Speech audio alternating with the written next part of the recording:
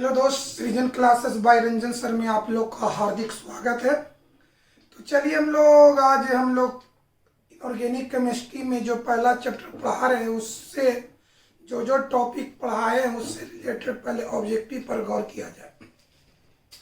देखिए क्या कहता है, निम्नलिखित अभिक्रिया धातुओं की शोधन की किस विधि से संबंधित है।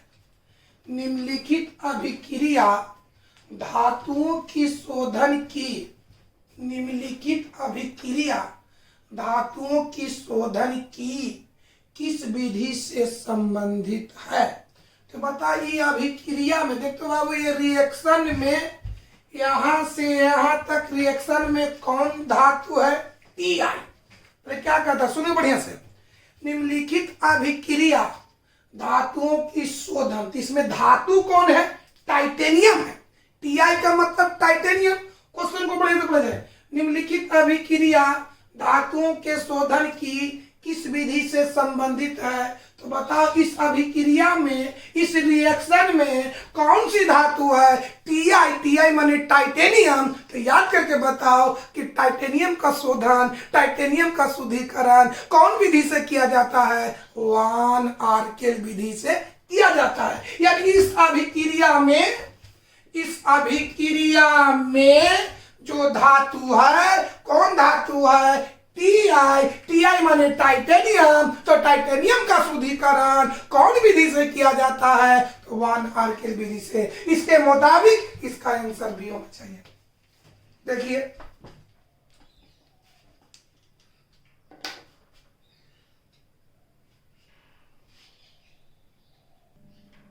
चलिए अगला ऑब्जेक्टिव देखो बाबू।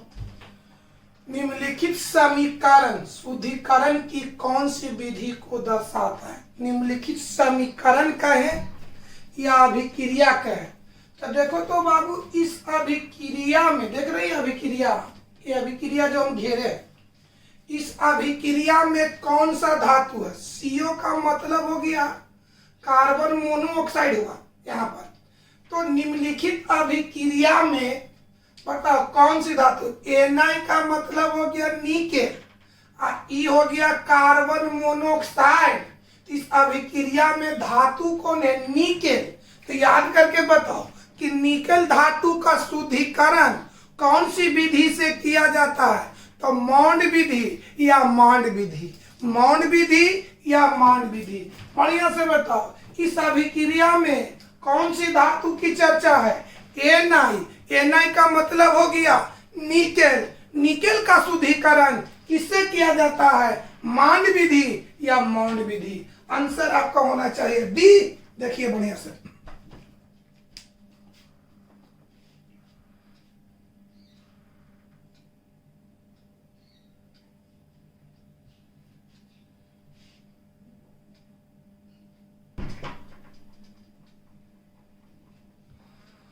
चलिए तीसरा ऑब्जेक्टिव देखें क्या कहता है। वेन आर्केल विधि में धातु के शुद्धिकरण में, वेन आर्केल विधि में धातु के शुद्धिकरण में धातु को बदला जाता है। वेन आर्केल विधि में धातु के शुद्धिकरण में धातु को बदला जाता है। ए में लिखा है अउड़नशील स्थिर यौगिक, बी में लिखल है उड़नशील स्थिर यौगिक, सी में लिखल है उड़नशील अस्थिर यौगिक। इनमें से कोई नहीं।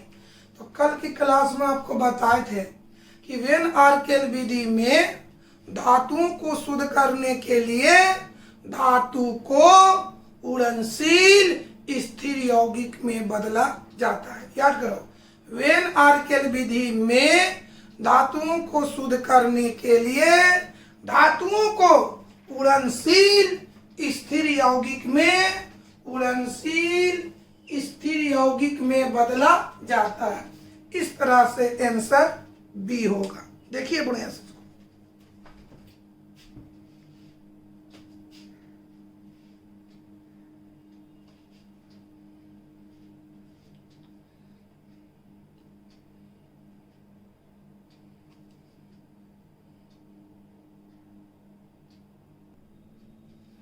चलिए भाई चौथा ऑब्जेक्टिव देखो पहले क्या कहता है, सोडियम क्लोराइड के जलीय घोल। चलिए आइए, सोडियम क्लोराइड के जलीय घोल का प्लेटिनम इलेक्ट्रोड व्यवहित कर जब विद्युत विच्छेदन किया जाता है, इसका ठेठ भाषा में ही है कि जब सोडियम क्लोराइड के जलीय विलयन में विद्युत धारा प्रवाहित किया जाता है, जब सोडियम क्लोराइड के जलीय विलयन में विद्युत धारा प्रवाहित किया जाता है, माने विद्युत विच्छेदन किया जाता है, तब इलेक्ट्रोडों पर मुक्त होता है। देखिए यहाँ पर इलेक्ट्रोडो है, इलेक्ट्रोडो कहने से एनोड और कैथोड का बोध होता है। इलेक्ट्रोडो का मतलब हुआ बाबू, एनोड और कैथोड को एक साथ इलेक्ट्रोड कहते हैं। तो कहता कि जब सोडियम क्लोराइड के जलीय विलयन में विद्युत धारा प्रवाहित किया जाता है तो इलेक्ट्रोडों पर मुक्त होता है, यानी एनोड पर कौन मुक्त होता है और कैथोड पर कौन मुक्त होता है। आइए रफ देखा जाए, पहले तो इसको आप पढ़िए, सोडियम क्लोराइड का जलीय विलयन। आइए बाबू,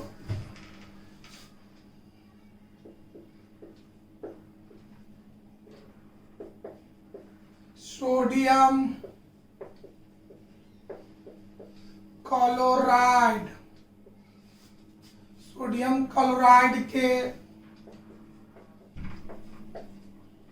जलीय घोल, घोल का हो या विलयन का, तो सोडियम क्लोराइड का जलीय घोल क्या होगा, तो सोडियम क्लोराइड का सूत्र हो गया NaCl। जलीय घोल, घोल का जल का के सूत्र होता बताओ। आइए पहले हमको ये बताओ, सोडियम क्लोराइड के जलीय घोल का सूत्र हो गया सोडियम क्लोराइड के जलीय घोल, तो सोडियम क्लोराइड का सूत्र हो गया NaCl, और जलीय घोल माने जल इसमें डालल है ना। अब जब इसमें हम विद्युत धारा प्रवाहित करेंगे तो देखिए टूटेगा, NaCl टूटा तो Na पर पॉजिटिव और Cl पर नेगेटिव। चलो जल टूटेगा तो H प्लस और OH माइनस। समझा गया बढ़िया से। पहले सोडियम क्लोराइड के जलीय विलयन का घोल, सोडियम क्लोराइड के जलीय घोल का सूत्र क्या, NaCl प्लस H2O। जब इसमें विद्युत धारा प्रवाहित करेंगे तो ये आयन में टूटेगा, तो NaCl तो Na पर पॉजिटिव, Cl पर नेगेटिव, H2O का दो घटक H प्लस और OH माइनस। अब आइए मेरे भाई विद्यार्थी जी, यहाँ का पॉजिटिव और यहाँ का नेगेटिव, यानी NaOH से अभिक्रिया करेगा तो क्या बनाएगा बाबू, Na बड़े से बताओ, यहाँ का पॉजिटिव यहाँ का नेगेटिव, यानी NaOH से करेगा तो बनाएगा NaOH, जो एक प्रकार की लवण है।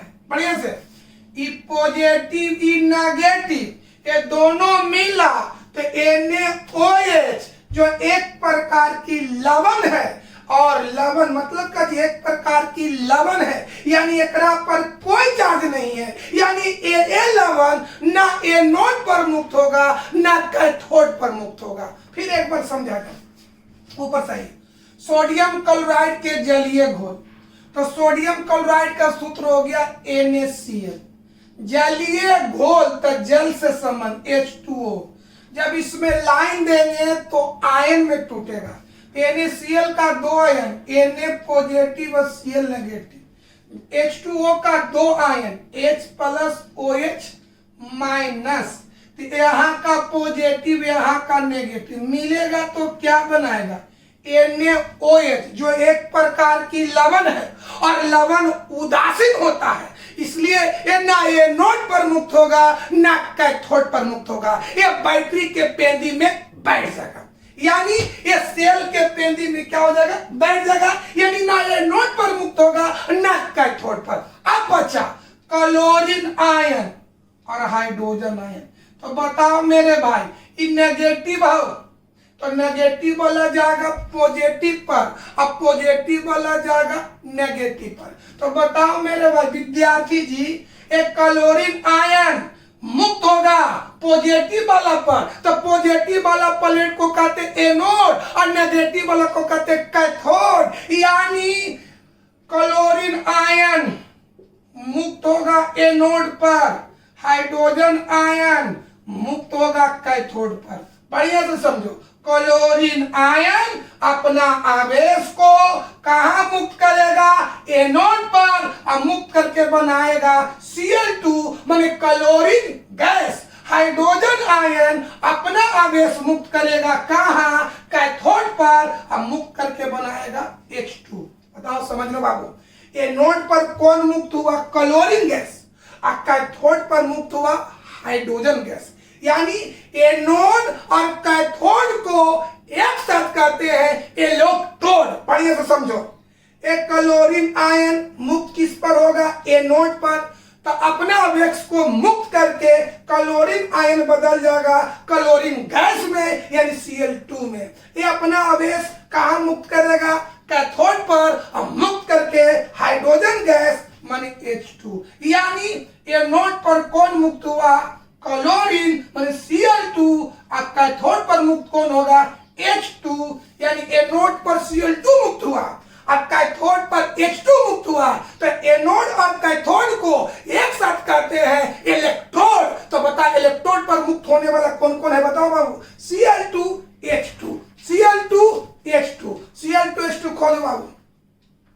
Cl2 H2, ये देखिए एकरा में है ना बाबू Cl2 और H2। हाँ, एनोड पर कौन कौन मुक्त हो रहा है? Cl2 H2 या H2 Cl2। आपके मुताबिक ये आंसर होगा। कोई दिक्कत है? देखिए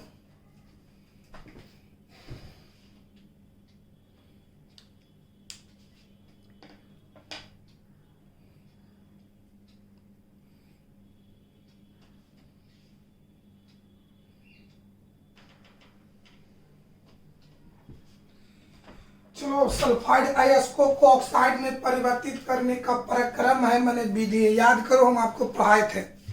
कार्बोनेट अयस्क को अगर ऑक्साइड में बदलना तो निष्कापन कीजिए, और सल्फाइड अयस्क को ऑक्साइड में बदलना है तो भर्जन या जारण करिए, यही ना? तो ऑब्जेक्टिव समझो, सल्फाइड अयस्कों को ऑक्साइड में परिवर्तित करने का प्रक्रम है, निष्कापन है कि भर्जन है कि निक्षालन है कि फेन फ्लावन विधि है? तो बताओ आंसर क्या होना चाहिए? भर्जन। भर्जन हो या जारण हो, यानी सल्फाइड अयस्कों को ऑक्साइड में बदलने के लिए भर्जन या निष्कापन विधि, भर्जन या जारण विधि का उपयोग किया जाता है। इसके मुताबिक आंसर आपका बी होना चाहिए। देखिए बढ़िया से,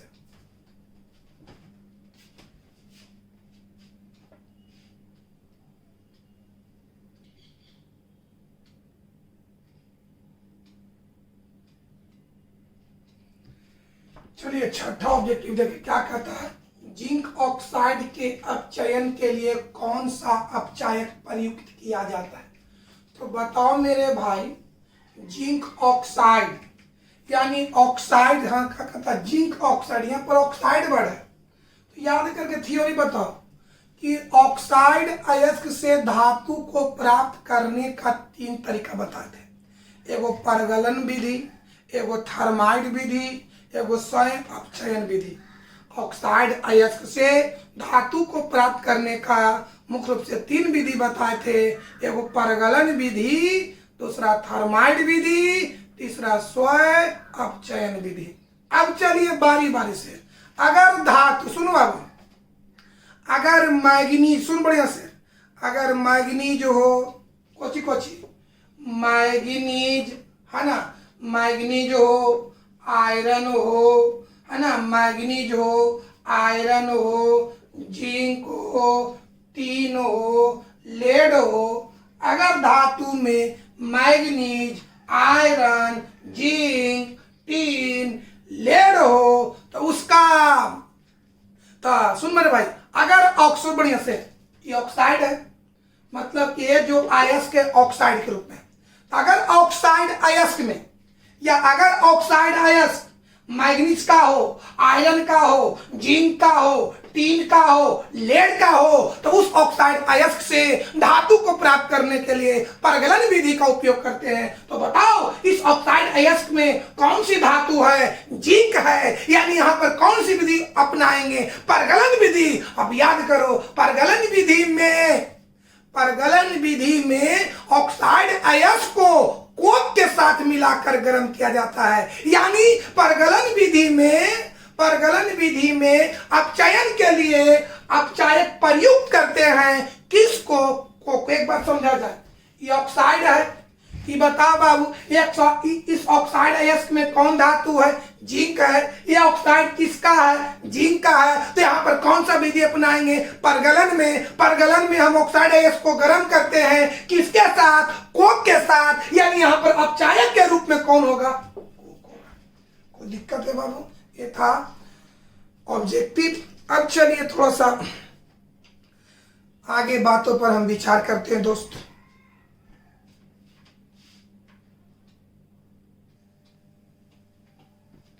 चलिए क्वेश्चन देखिए, लॉन्ग क्वेश्चन। देखो मेरे भाई, आपका इस चैप्टर में 4 लॉन्ग क्वेश्चन है। एगो जिंक से रिलेटेड है, एगो कॉपर से रिलेटेड, एगो एल्युमिनियम से रिलेटेड है ना, एल्युमिनियम, कॉपर, आयरन है ना, एगो जिंक, एल्युमिनियम, कॉपर, आयरन, ये 4 में से एगो पूछित रहता है। इस बार पूछा था जिंक वाला 5 नंबर का, इस बार पूछा था जिंक वाला। अगले साल आप बताइए, देखिए 3-4 ठो है, एगो जिंक, एगो कॉपर, सॉरी एल्युमिनियम, कॉपर और आयरन मैंने लोहा। ये 4 में से कोई एगो न एगो आपको लॉन्ग क्वेश्चन पूछित रहता है। इस बार 2020 में जिंक से रिलेटेड क्वेश्चन पूछ दिया है, तो अब बचा है तीनों में से कोई एगो पूछेगा। तो आइए हमको सिलेबस में पढ़ना है तो सब पढ़ाएंगे पहले। चलिए देखिए क्या क्वेश्चन है, समझो बढ़िया से। जिंक के मुख्य अयस्कों के नाम लिखे, है ना बाबू। पहले एक क्या चीज है? जिंक के मुख्य अयस्कों का नाम लिखे। आंसर लिख रहे थे बउआ,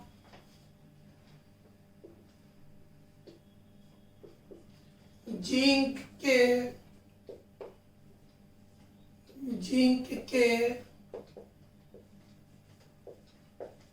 मुख्य अयस्कों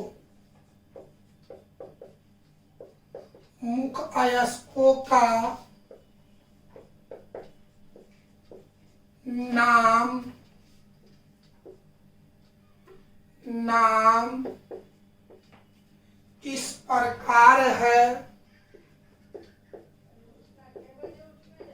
इस प्रकार है, पहला अयस्क है जिंक ब्लेड,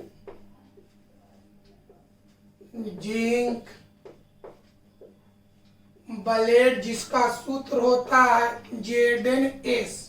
कोई पूछेगा कि बताओ जिंक ब्लेड किसका अयस्क है, तो जिंक धातु का है। जिंक धातु के एक अयस्क का नाम बताओ, तो जिंक ब्लेड। दूसरा केलामाइन,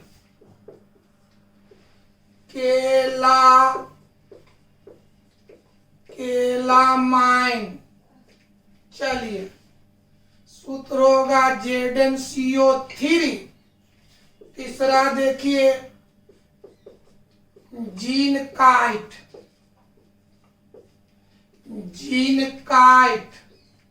ZnO। बताओ बाबू, जिंक धातु के मुख्य अयस्क में कौन कौन आ गया? जिंक ब्लेड, जिसका सूत्र हो गया Zn(S).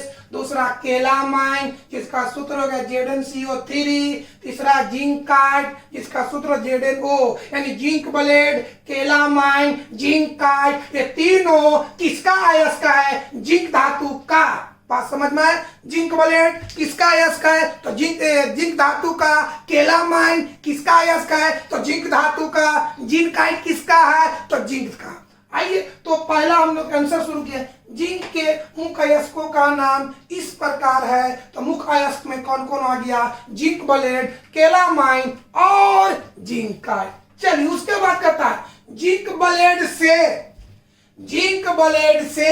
जिंक धातु के निष्कर्षण की विधि लिखे, यानी जिंक ब्लेड से जिंक धातु को कैसे निष्कर्षण किया जाता है, कैसे प्राप्त किया जाता है, उस विधियों का वर्णन करना है ना बाबू। चलिए पहले जिंक धातु के मुख्य अयस्क लिखे। अब हमको जिंक ब्लेड से, जिंक ब्लेड का मतलब ZnS से जिंक धातु प्राप्त करना है, उसके विधियों का वर्णन करना है। तो इसको देखिए एक बार बाबू, उसके बाद मिटा के आओ आंसर लिखते हैं।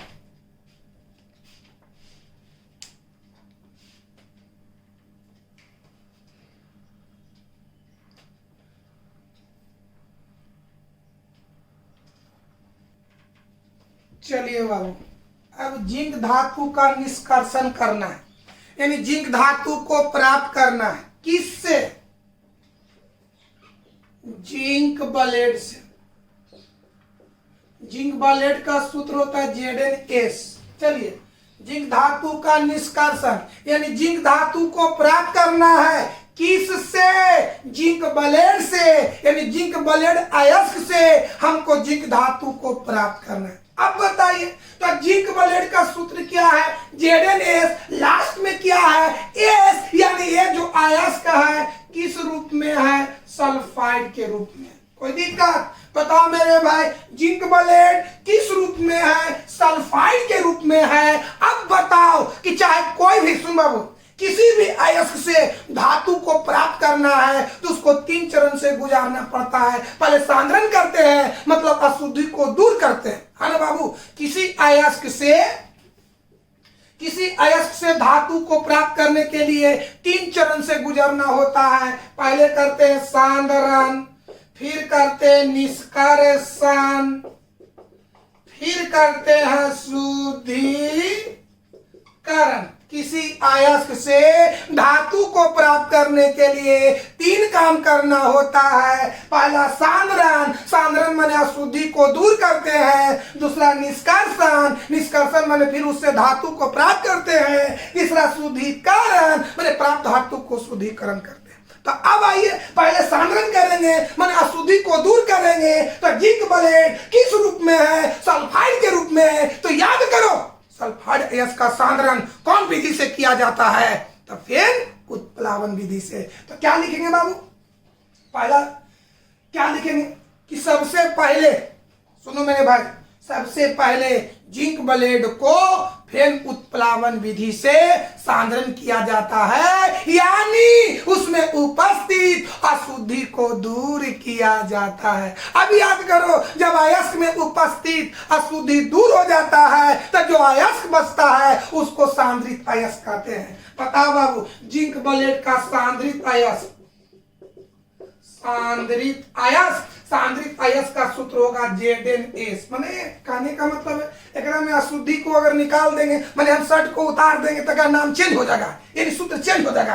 तो जिंक ब्लेड का सूत्र क्या है? ZnS। जब इसको सांद्रण करेंगे, अशुद्धि को दूर करेंगे, तो दूर करने के बाद क्या होता है? सांद्रित अयस्क। सूत्र भी क्या होगा?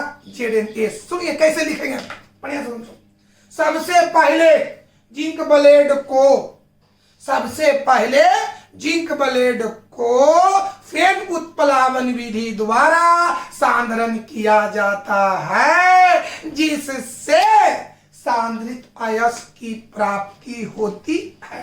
बताओ बाबू, यहां पर हम जिंक ब्लेड को सांद्रण करेंगे कौन विधि से? बताओ, फेन उत्प्लावन,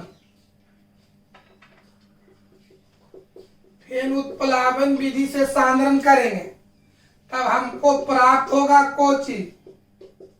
सांद्रित अयस्क। सूत्र वही रहेगा ZnS। बढ़िया से समझो। सबसे पहले हम क्या करें? सांद्रण, सांद्रण अशुद्धि को दूर करेंगे। कैसे लिखेंगे?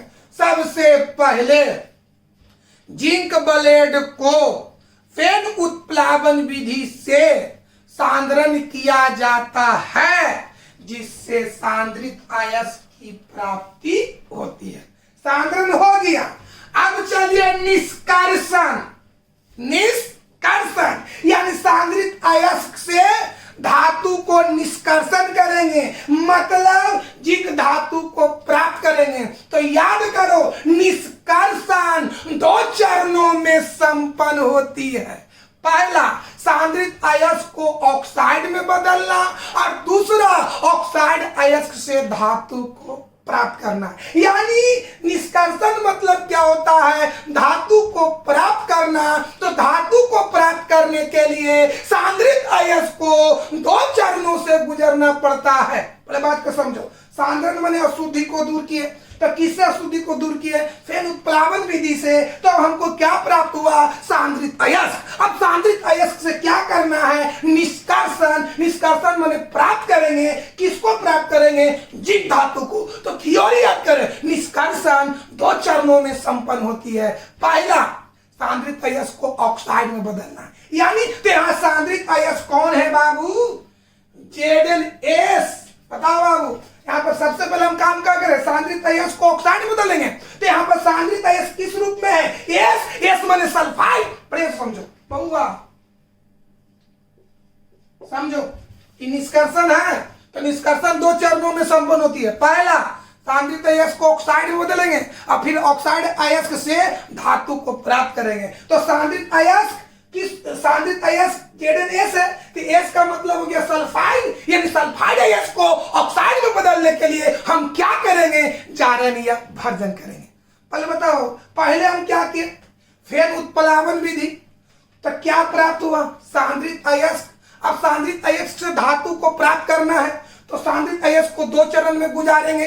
पहले उसको ऑक्साइड में बदलेंगे। तो बताओ, सांद्रित अयस्क ZnS है, यानी यहाँ पर सांद्रित अयस्क किस रूप में है, सल्फाइड के रूप में है। तो सल्फाइड को ऑक्साइड में बदलने के लिए क्या करेंगे, जारण या भर्जन।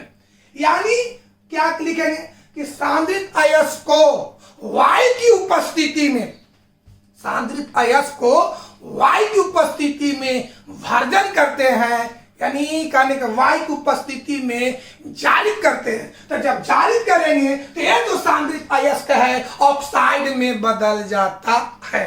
ऊपर से आपको कैसे लिखेंगे, जिंक धातु का निष्कर्षण माने जिंक धातु को प्राप्त करेंगे, किससे, जिंक प्लेट से। जिंक प्लेट से धातु को प्राप्त करने के लिए क्या करेंगे, सबसे पहले जिंक प्लेट को फिर उत्प्लावन विधि द्वारा सांद्रण किया जाता है, जिससे सांद्रित अयस्क की प्राप्ति होती है। प्राप्त सांद्रित अयस्क को वायु की उपस्थिति में जारित किया जाता है, जारित किया जाता है, जिससे सांद्रित अयस्क ऑक्साइड में बदल जाता है।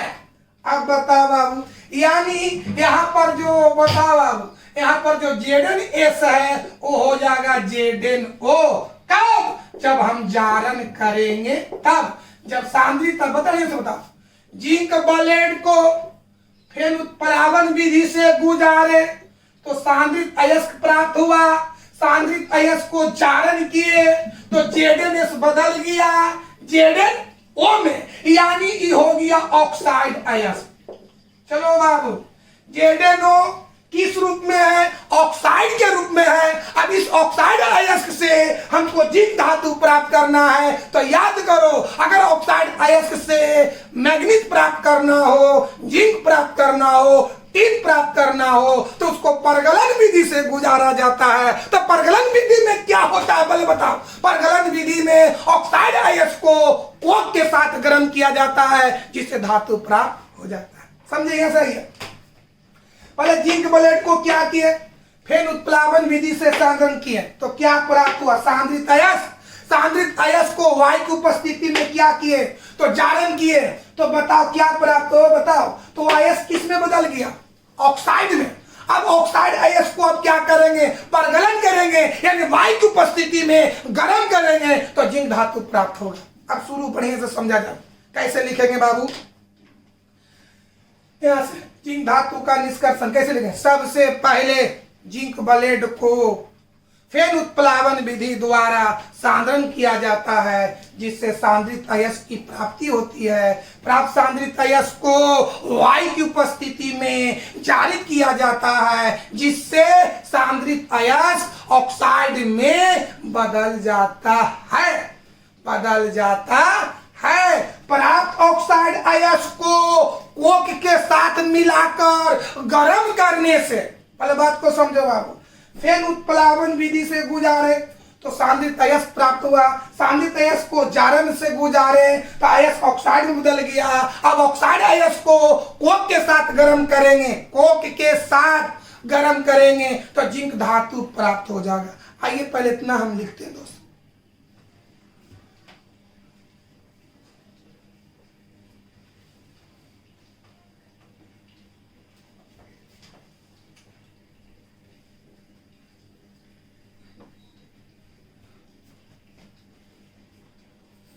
चलिए जिंक धातु का निष्कर्षण कैसे लिखेंगे। सबसे पहले जिंक ब्लेड, जिंक ब्लेड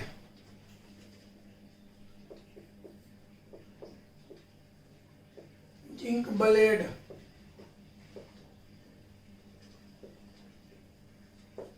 सबसे पहले जिंक ब्लेड को फेन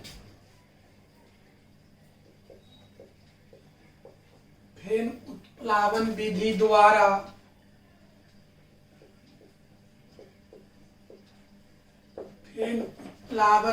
द्वारा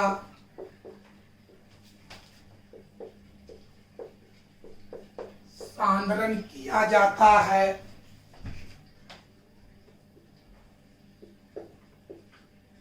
सांद्रण किया जाता है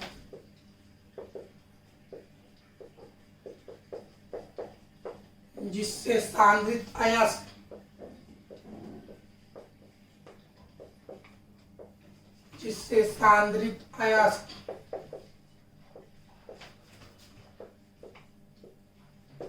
जिससे सांद्रित अयस्क प्राप्त होता है,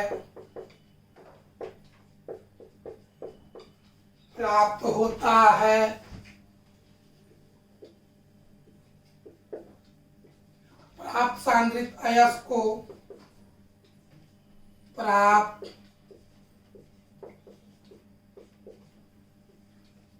सांद्रित अयस्क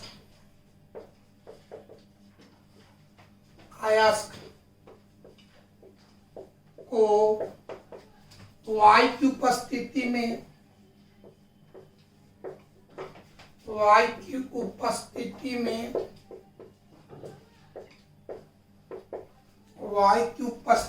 में जारित किया जाता है। जारन से बना जारित किया जाता है, जारित किया जाता है जिससे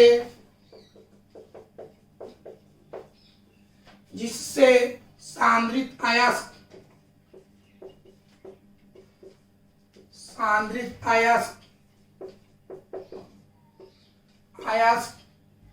ऑक्साइड अयस्क में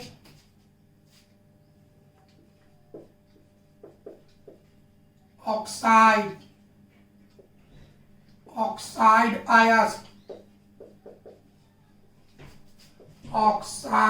अयस्क में बदल जाता है। इसके बाद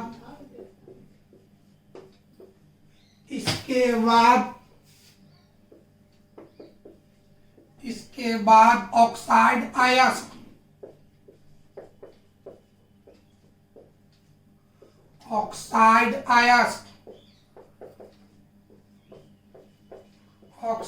अयस्क को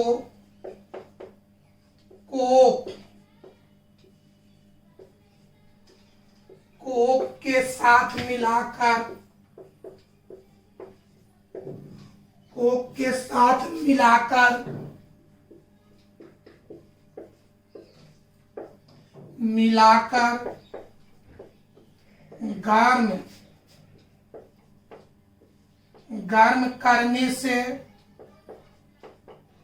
गर्म करने से जिंक धातु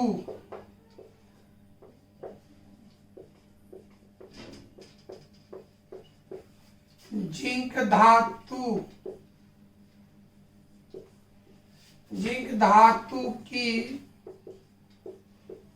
प्राप्ति होती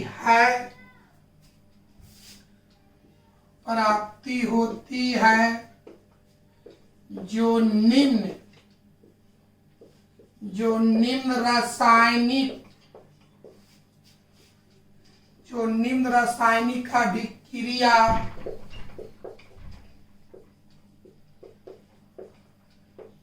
रासायनिक अभिक्रिया द्वारा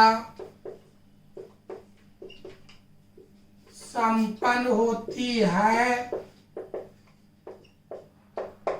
चलिए देखिए इसको बाबू।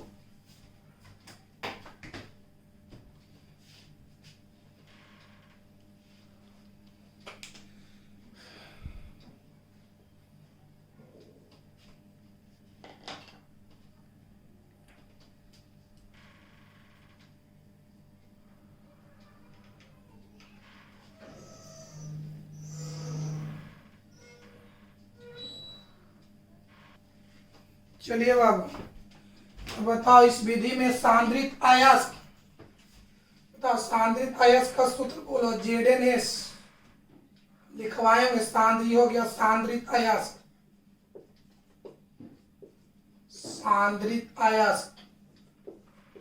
याद करके बताओ, सांद्रित अयस्क को वायु की उपस्थिति में, वायु माने +O2, हम क्या करते हैं, जारित करते हैं।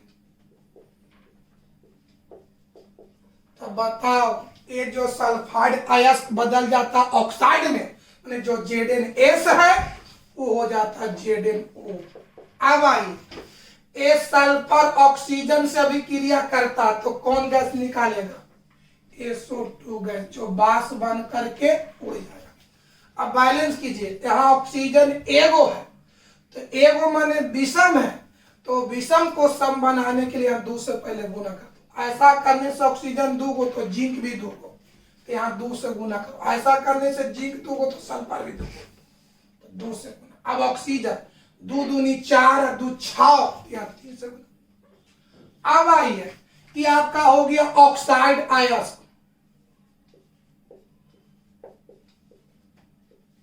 ऑक्साइड, अब क्या होता है, ऑक्साइड अयस्क को कोक के साथ, ऑक्साइड अयस्क का सूत्र हो गया ZnO, कोक के साथ मतलब C के साथ गर्म करते हैं, माने हीट करते हैं, तो एक कोक, ये आपका कोक हुआ। एक कोक ऑक्सीजन से अभिक्रिया करके कार्बन मोनोऑक्साइड, तो ताप पाकर उड़ जाते, मतलब कि उड़ गया, प्लस बच गया Zn, यही आपका हो गया जिंक। जिंक धातु प्राप्त हो गया, यानी पहले सांद्रण किए, फिर निष्कर्षण माने प्राप्त किए, किसको, जिंक धातु को। अब क्या करेंगे, जिंक धातु का करेंगे शुद्धिकरण। पहले इसको उतारिए।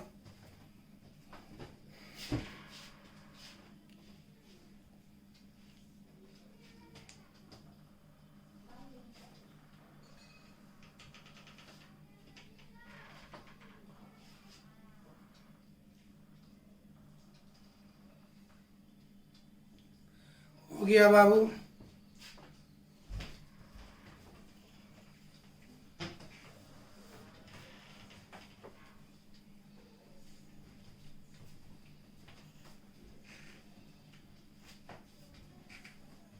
चलिए, प्राप्त जिंक धातु क्या लिखेंगे, जिंक धातु का शुद्धिकरण।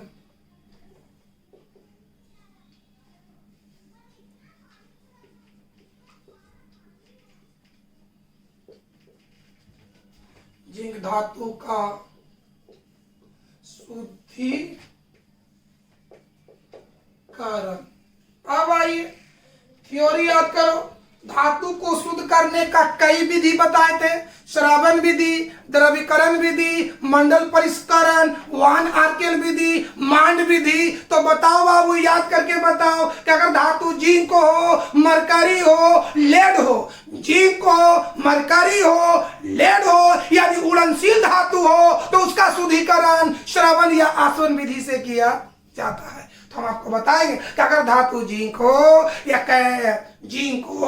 या कैडमियम हो या मरकरी हो, उसका शुद्धिकरण श्रवण विधि से किया जाता है। यहाँ कौन धातु है? तो जिंक धातु है। तो जिंक धातु का शुद्धिकरण कौन विधि से करेंगे? श्रवण या आसवन विधि से। क्या लिखेंगे कि प्राप्त जिंक धातु को श्रवण या आसवन विधि से शुद्धिकरण किया जाता है, जो 99.9% शुद्ध होता है। चलिए, प्राप्त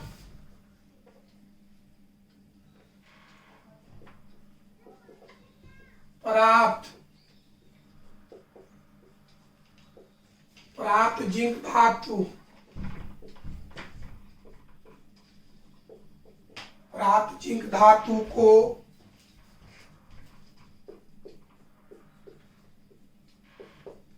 श्रवण या आसवन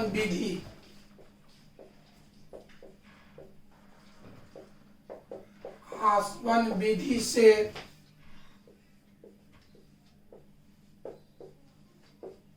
शुद्धिकरण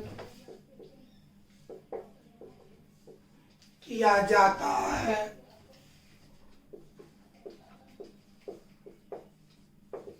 जो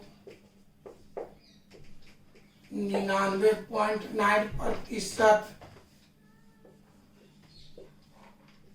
शुद्ध होता है। चलिए, ये था जिंक प्लेट से जिंक धातु को प्राप्त करने का विधि। इसको आप 2-3 बार प्रैक्टिस कीजिएगा बाबू। अब आपको बचा है कॉपर का, फिर एल्युमिनियम का, फिर आयरन का। चलिए, आज की क्लास को हम समाप्त करते हैं।